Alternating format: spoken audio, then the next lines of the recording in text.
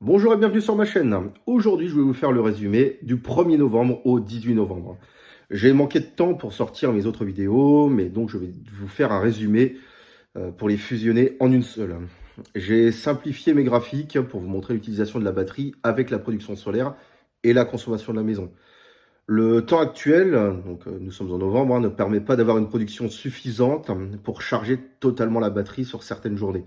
L'autoconsommation, par contre, est totale, mais il y a trop peu de production solaire pour compenser la demande en électricité de la maison. On passe maintenant sur les slides pour vous faire le résumé jour par jour. A tout de suite. Le 1er novembre, une production de 0,92 kWh qui bien sûr ne permet pas de charger la batterie et encore moins de compenser l'appel de courant. Là, comme on peut le voir sur ce diagramme, ici vous avez 0 kWh de stockage, donc forcément 0 kWh de renvoi. La production solaire de 0,92 kWh et sur la gauche vous avez le graphique. Donc le channel 1 correspond à l'appel de courant de la maison et le channel 2 correspond à la production solaire. Donc on voit que bon, l'autoconsommation est forcément complète, par contre bien insuffisante pour compenser la demande en courant de la maison. Donc sur cette journée, j'ai une économie de 22 centimes. Le 2 novembre, une production de 4,73 kWh et 1,59 kWh stockés dans la batterie, que j'ai déchargé à 20% à 16h30 environ, donc ici. La production solaire se termine en ce moment aux alentours de 16h, donc la batterie compense jusqu'à son seuil de décharge de 20% que j'ai choisi, car je ne veux pas prendre de risque de la faire tomber à 10%. Une journée sans charger lui fait perdre 1%. Donc imaginons une semaine sans la charger et je risque de la briquer, c'est-à-dire de complètement la rendre inerte et de perdre la garantie. Autant ne pas prendre de risques. La partie négative que l'on voit sur le graphique représente la charge de la batterie et en positif la décharge, suivant le besoin de la maison. J'ai renvoyé 1 kWh grâce à la batterie, donc l'équivalent de 22 centimes pour la batterie et de 1,04 € grâce au panneau. Le 3 novembre, 40 centimes d'économie grâce au 1,82 kWh de production. Par contre, la batterie n'a rien envoyé, donc aucune économie. Sur le graphique, nous pouvons voir que la production était bien inférieure à l'appel de puissance de la maison. Mais pour ça, malgré tout, nous avons une petite partie de recharge qui a complété le pourcent perdu la veille. Donc une journée pas du tout productive. Le 4 novembre, 1,62 € d'économie avec les panneaux et 61 centimes grâce à la batterie qui a envoyé 2,81 kWh et une autonomie en électricité de 9 h environ jusqu'à à peu près 17 h. Si je n'avais pas la batterie, j'aurais perdu 3,43 kWh et mon autonomie n'aurait été que de 9 h jusqu'à 16 h. Donc j'ai 1 heure de gagné grâce à la batterie. Le 5 novembre, une production de 8,78 kWh et un stockage de 2,64 kWh dans la batterie pour le renvoi de 1,92 kWh dans le foyer et de 3 kW environ autoconsommés. 6,14 kW ont été renvoyés sur le réseau EDF et une économie de 1,08 € sur la journée.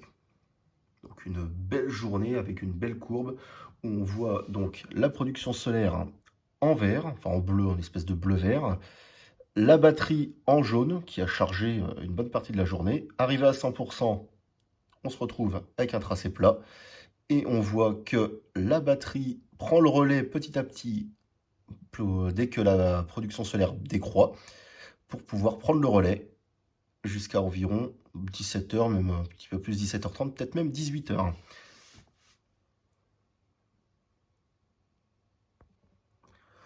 Le 6 novembre, une autoconsommation totale malgré les deux machines que nous avons programmées. Donc ici c'est un lave-vaisselle, ici c'est une machine à laver. Nous avons pris le pari sur la production solaire Donc ça tiendrait le coup et ce serait une bonne façon de tester la batterie. La courbe orange est la production solaire qui est insuffisante, mais grâce à la batterie, j'ai pu sauver la partie pour la quasi-totalité du cycle de chauffage de l'eau du lave-linge. Sans ce test, j'aurais tenu jusqu'à 17 heures avec la batterie qui aurait compensé le manque de production solaire. Le 7 novembre, 7,9 kWh produits et 2,07 kWh renvoyés grâce à la batterie. Donc j'ai une autoconsommation de 5,82 kWh et un renvoi sur le réseau estimé à 2,07, le même montant que la batterie, sur la période de 11h30 à 13h. Nous avons fait tourner un sèche-linge, ce qui explique les 3 kW de consommation, donc ici, plus la pompe à chaleur qui a dû faire un cycle aux environs de 13h45. Entre 14h et 16h, j'ai récupéré un petit peu de batterie pour tenir jusqu'à 17h à la réactivation du chauffage qui vide les derniers watts disponibles de la batterie. Si vous en êtes arrivé à ce point de la vidéo, ça veut dire que mon contenu vous plaît. Donc, je vous rappelle que vous abonner est totalement gratuit et ce qui vous permettra de voir le suivi de production semaine par semaine. Donc, n'hésitez pas à vous abonner, à liker et surtout activer la cloche pour voir toutes mes vidéos. On reprend tout de suite sur les slides. Le 8 novembre, une autoconsommation totale avec 6,44 kWh de production et 1,67 kWh restitués du stockage.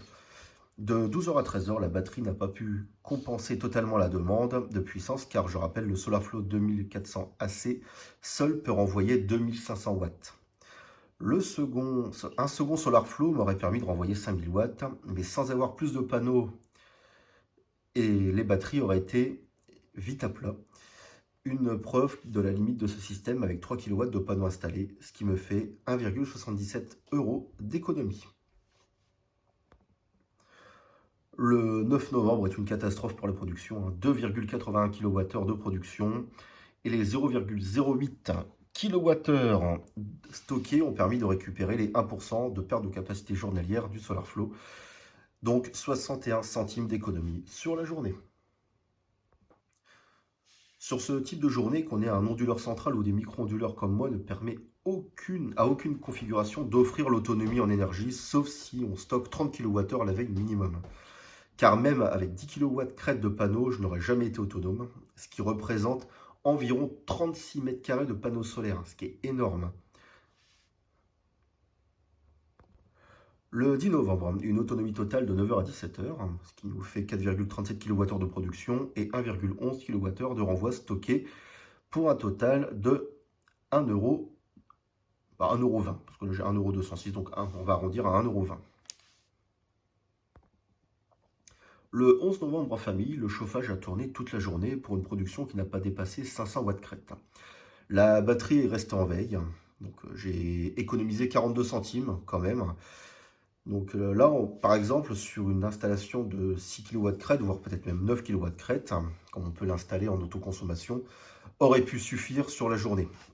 La question à se poser en termes de coût de l'installation versus la rentabilité, sans revente de surplus à 4 centimes le kWh actuellement, est-ce que ça vaut encore le coup d'installer plus de 3 kW crête? Je vous laisse me répondre dans la partie commentaire pour en débattre.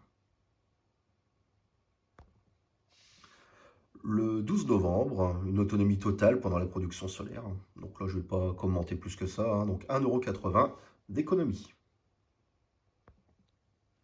Le 13 novembre, une petite surproduction au milieu de journée. 3,12 kWh consommés grâce au panneau à la batterie pour 68 centimes d'économie. J'ai renvoyé 2,31 kWh, donc pour EDF, totalement gratuit, qui leur a rapporté 10 centimes si je les avais revendus grâce à un contrat avec option d'achat.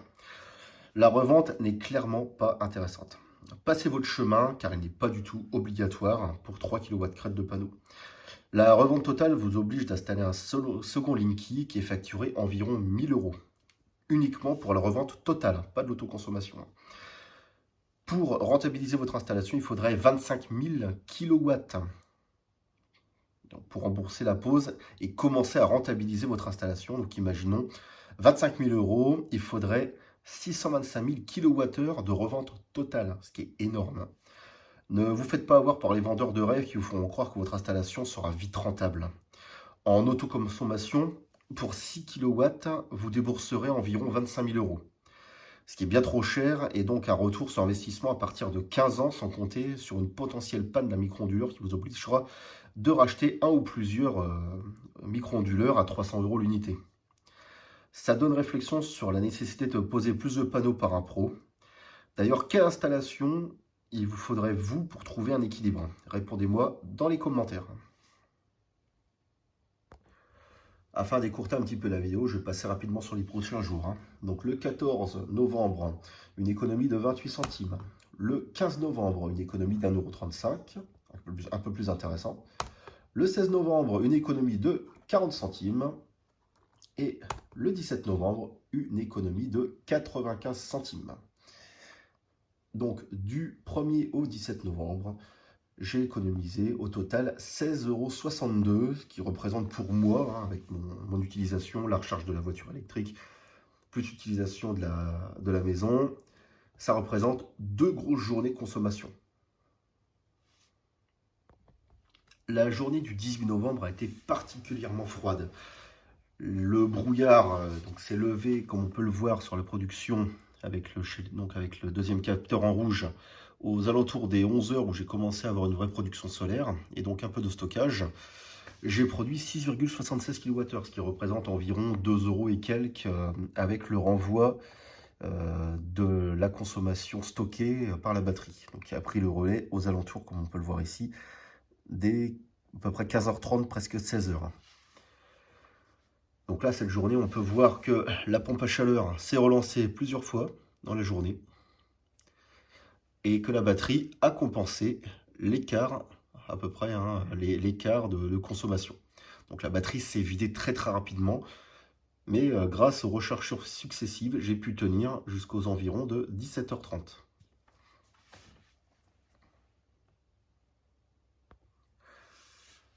Donc on peut dire que du 1er novembre au 18 novembre, donc aujourd'hui, j'ai fait une économie grâce à mes panneaux et ma batterie de 18,65 €, ce qui représente pour moi grosso modo 2 très grosses journées avec consommation du lave-linge, du sèche-linge, de la machine à laver, du chauffage qui tourne à fond, plus la voiture qui charge. Donc je consomme environ 30 kWh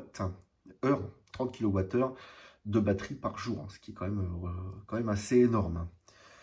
Donc voilà pour le mois de novembre du 1er au 18. Donc voilà, c'est terminé pour cette vidéo relativement longue qui couvre presque 3 semaines. On peut en déduire que la batterie n'a pas chargé les jours de très mauvais temps.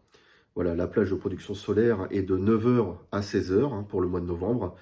L'hiver est le gros point faible d'une installation solaire dans tous les cas. La question du dimensionnement se pose en fonction forcément de votre budget. Il vaut mieux ne pas trop compter sur la période actuelle pour économiser, mais la question se pose également en été. Voilà, beaucoup de soleil, donc combien de stockage, car la production solaire sera énorme. Donc combien de stockage à installer pour que, évidemment, quel budget et un retour sur investissement en combien de temps. Voilà, je vous laisse en débattre en commentaire, me donner vos chiffres, vos retours d'expérience. Et je vous dis à bientôt pour la prochaine vidéo.